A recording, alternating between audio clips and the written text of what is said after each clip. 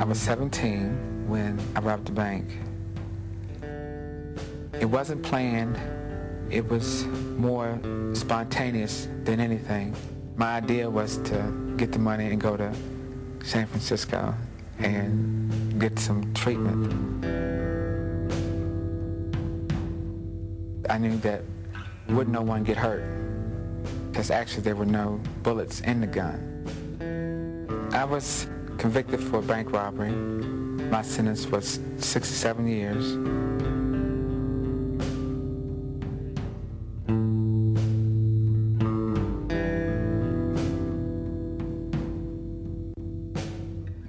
I am a good girl gone bad. I was doing good in high school. I started college. I'm very into education. I quit going to school and I got caught up in making fast money.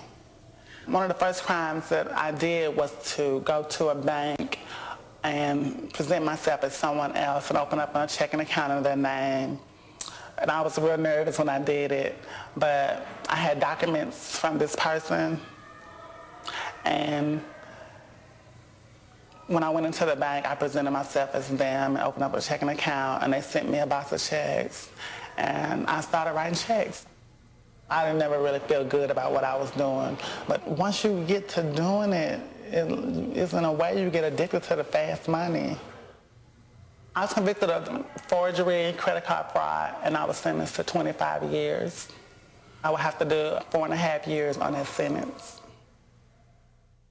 We don't really have all male populations, B, all female populations, and other. And so they have to put this inmate someplace, and the question is where to put the inmate. In the United States and in the federal as well as in the states, inmates are placed based on their genitals, not based on their gender identity.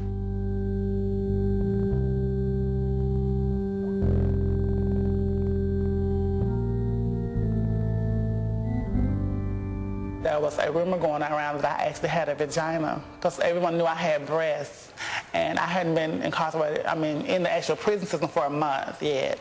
And the warden called me to his office. They ordered me to strip.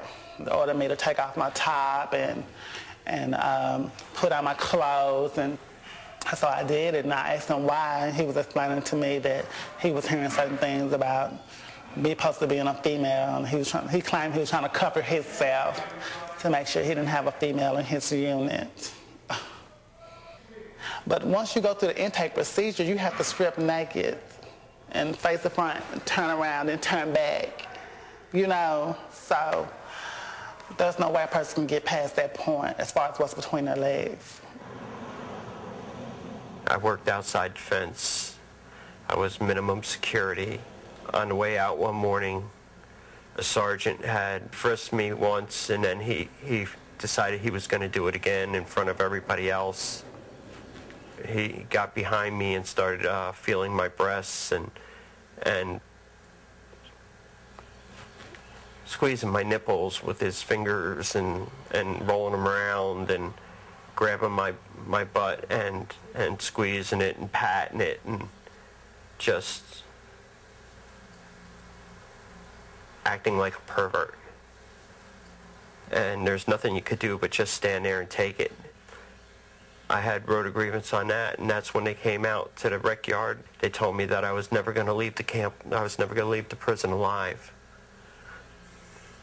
I was in what they call a clothing room to get uniforms, and they have this window that looks out into the hallway. It was so crowded with inmates looking in at me that I couldn't even actually see the hallway because they had the window so covered, tapping at me, pointing at me. If they're tapping on the window like this, when I walk out in the hallway, they're going to attack me. Are they going to be yanking at me, pulling at me, she's mine, she's mine? I was scared. Once a person know that a girl was on the compound, they would all come around and see. I've actually had 2 people to stab me because I didn't want a relationship with them. These guys in here, they really feel that you should have to please them sexually, but you just feel so, just so weak. you know, and like you don't have no say-so about it, and then you don't want to broadcast it because then you go to 24-hour lockdown, so it's seriously aggravating. Yeah, if she looks like a girl, she walks like a girl, and, you know, to hell with, you know, her thing down there, you know. She's still got a rear end and she's still got a mouth, you know. And yeah, if she doesn't want to give it up, then fine, they're going to take it. And there ain't a whole lot a person like that can do. These officers here really don't care about anything. They're very laid back, you know what I'm saying?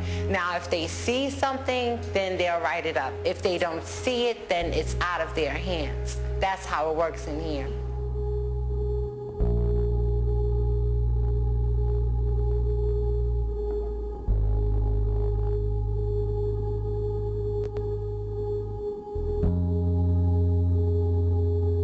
This has not been told to any of these counselors in here. No one knows about this. I was in my cell one day and one of the inmates came to my room and he opened my door and he came in there and he did things with me. He penetrated me without my will.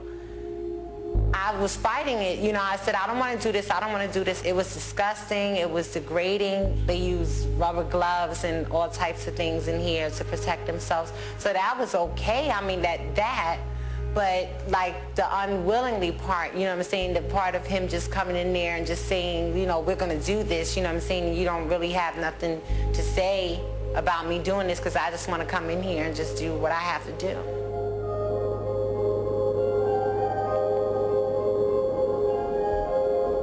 The things that happen in prison to people ain't the prettiest thing in the world. And society don't even want to hear about it. You're just a piece of meat, a body, a number. That's all it is. I got sentenced to 5 years in prison for a bar fight. They locked me in confinement. They had her locked in confinement when I met her. I had given a young man a place to stay at my home. A couple days later, he had showed up at my house with a gun. And he pointed the gun at me and told me if I didn't take him to the store that he was going to rob, he was going to shoot me. And I gave him a ride to the store, and he walked behind me with the gun at my back into the store. And he turned around once he got the money and looked at me and pointed the gun and said, "Get out." The police showed up, and they did arrest me for armed robbery. I had a lawyer friend up in Brooksville, Florida, who found out who the judge was, and he told me, "Anna, just take the plea bargain, because if you don't take the plea bargain, he's going to send you away for 20 years. You're not going to win."